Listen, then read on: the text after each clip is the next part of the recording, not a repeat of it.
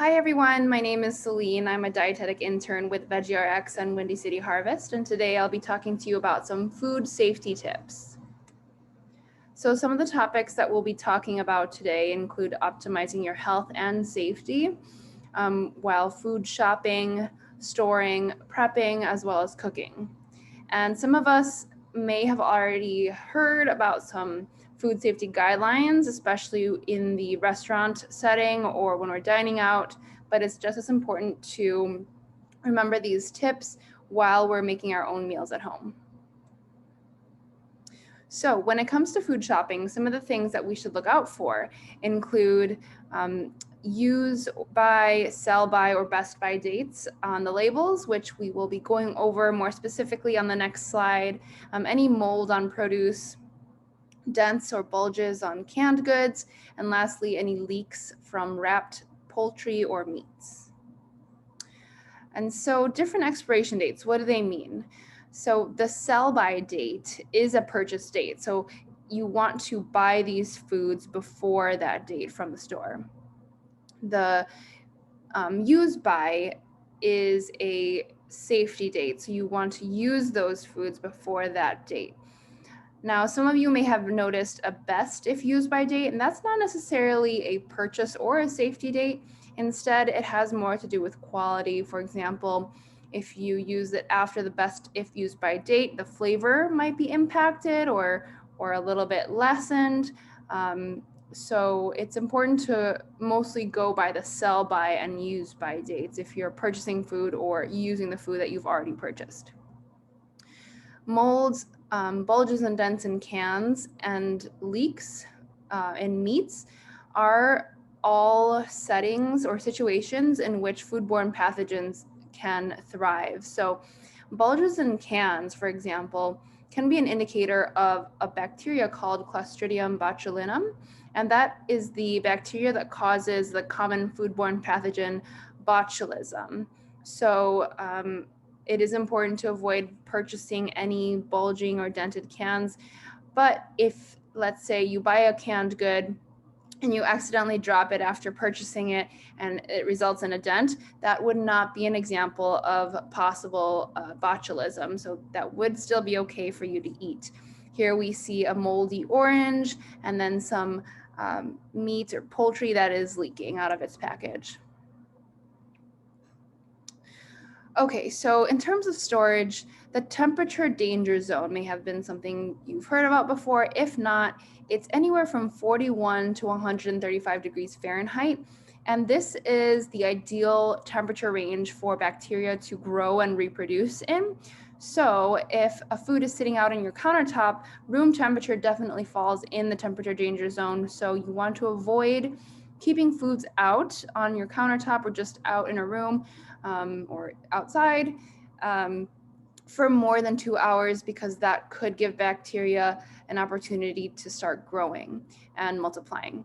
Storage temperatures, be sure to regularly check your freezer and fridge that they are working properly. Freezers should be at 0 degrees Fahrenheit and fridges should be 40 degrees Fahrenheit.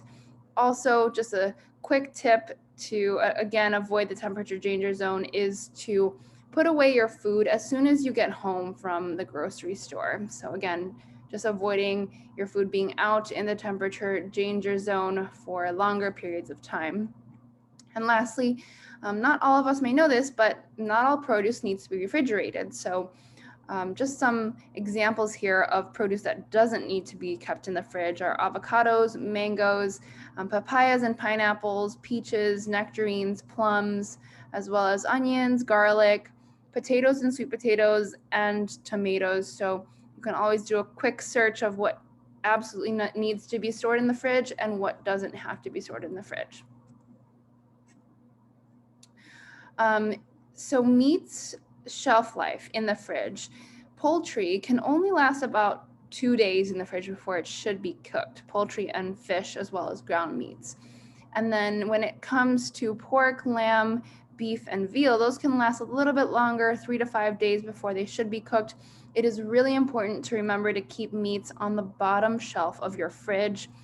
We are avoiding already buying leaky packaging, but if leaks do occur in your own fridge after you've purchased them, keeping them on the bottom shelf will prevent any of those liquids from getting on other foods that you're storing in your fridge. So some cleanliness tips, of course, washing our hands. Hopefully we're all familiar with the 20-second rule, washing our hands with warm soapy water for a full 20 seconds before and after handling foods, as well as during, especially if, for example, you're handling different kinds of foods like raw meats and then veggies, or touching something that isn't food and then coming back to your cooking station. Just be sure to always keep your hands clean. Same goes for surfaces. Wherever you are doing your meal prep or cooking, to be washing your surfaces before and after, as well as frequently during, especially if you're handling different kinds of foods. Again, warm soapy water is a great option to be cleaning your surfaces. Next topic is avoiding cross-contamination. So first way to do this is avoiding mixing any meat, fish, and poultry with other foods. For example, if you're cooking a mixed food dish with meat and vegetables, or even have fruits out on the counter, you'll want to keep all of these separated. Likewise, washing all cutting boards and utensils and surfaces in between handling meat, poultry, and fish, and then other foods. So if you're, let's say, cutting up some salmon fillets or breaking down a whole chicken, and then you'd like to cut up some vegetables to add to your dish, you'd want to wash the cutting board, wash your knife, and the surfaces that you are using in between handling those types of foods to avoid any cross-contamination.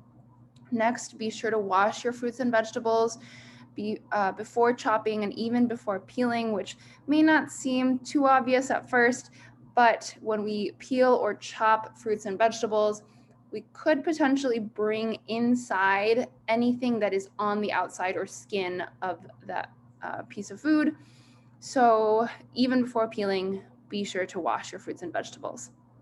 And lastly, never wash any meat or poultry. This could result in cross-contamination by water just splashing on other foods that are nearby your sink, coming from the meats to other foods. So never wash meat or poultry. Some chopping tips: make sure to keep your knives sharp.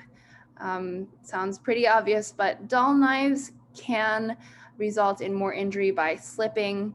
So if you don't have a knife sharpener at home, there are places that can sharpen your knives for you, a lot of times for free, but be sure to keep your knives sharp periodically.